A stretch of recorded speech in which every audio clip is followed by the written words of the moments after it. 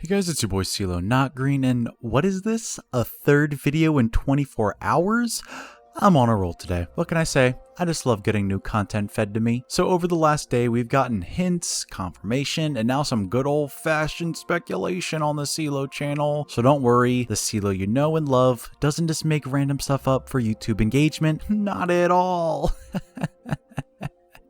Okay, no, but seriously, since the announcement of RAMATTRA as the 36th hero in Overwatch yesterday, a ton of official screenshots, both of him in-game as well as some first-person looks with HUD and everything, were released in some articles where the Overwatch team talked about RAMATTRA and his lore and all that fun stuff. So in this video, we're gonna do a good old-fashioned kit speculation video. Get the microscopes out, boys, because we're gonna comb these images as thoroughly as humanly possible. Okay, so let's start off with the basics. RAMATTRA is a tank. We all know this already. The main point that the Overwatch team seem to want to drive home is the fact that he is the first hero with two main modes that he can swap to. So instead of like Bastion, who has his turret on like a cooldown, RAMATTRA can switch between his Omnic mode and his Nemesis mode at any time he wants. Let's take a peek at his Omnic form first. So we can see this specimen of a Sigma male, no pun intended, standing here with his staff. And by the way, yes, I did say that he was the first hero with the staff in my last video, and Mercy does have one, but I meant like a wizard staff, man, like a Gandalf type one to shooting stuff out of it. So let's see what he looks like in first person in his Omnic mode. So the main thing in this image we can see is his E ability called Vortex. It's a big purple AoE ability that looks pretty large. If I had to throw in a guess, I'd say it's probably like a mini Orisa ult, just without the damage, or if there is, not a ton. I say this because one, it's a big swirling vortex that looks like it'll suck people in, and two, looking at the icon,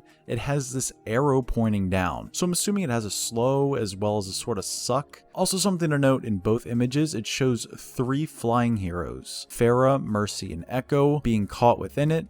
So it looks like it has a pretty big vertical hitbox, so you can't just fly over him however you want. It allows him to put pressure on those big counters since it looks like he doesn't have a lot of mobility, and anyone in the air probably could just snack on him. His Omnic form has the staff as his primary fire, which according to the interview article many of these images came from, shoots out projectiles of some kind. So I don't think it's like a Zarya beam where it's point it where you want it type weapon, but it does have 100 ammo, so it's probably pretty rapid fire. He also has 450 base HP in his normal Omnic form. His right click in this form is a shield of some kind. This was told to us yesterday, but even in these pictures, there's still no images of what his shield will look like or how it'll work. The icon makes it look like it's a sort of Sigma shield, but I'm sure they'll make it function in some other way. Now onto his most interesting part, his shift ability. It looks like from this image here, the transformation turns him into this giant beast of a machine who can just start decking motherfuckers. His primary fire turns into him punching. The team called it a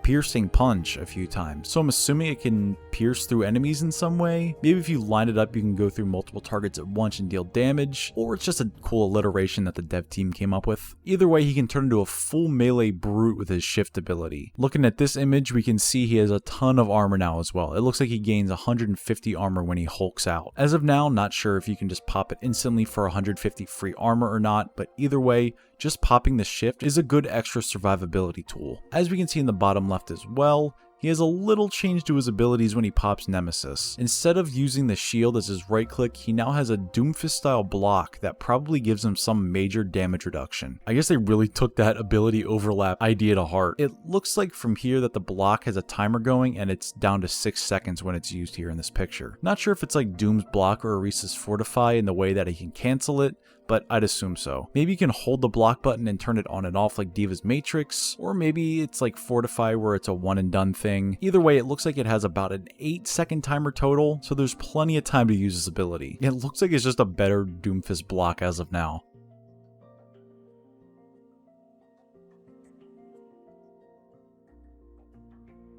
Also on this, you can see that you can press shift at any point to change back into whatever mode you want. So there's no timer for how long you can be in any mode. And then his ultimate. We only have one picture of his ult, but it's super unclear as to what it does besides a powered up punch attack. In that interview, the devs say that while you can use it in either form, it's really only used in Nemesis mode. So if you're in his Omnic mode, you'll just change into the Nemesis mode when you pop it. Honestly, I could just see his ult making him better overall. Maybe something like Torb's Overload where he just swings his fist just faster and harder and can move faster when he uses his ult. It just becomes a literal Hulkbuster suit going crazy on the battlefield.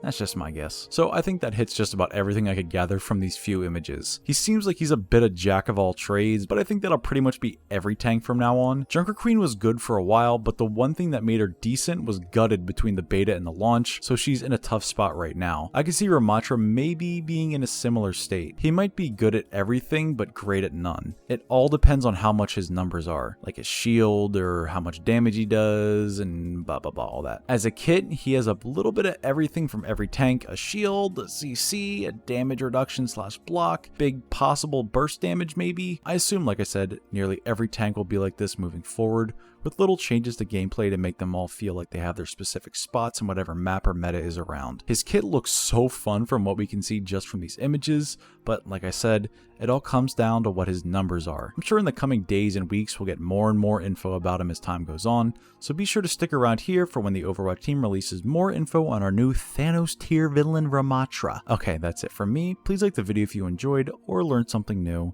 Subscribe and ring the bell icon to see more from me and to get notified when I upload next. Be sure to join the Discord, I have the link down in the description, and leave a comment below if you think I may or may not be on the right track with this kit here. Alright, thanks so much for watching again, guys, and as always, I'll see you in the next one.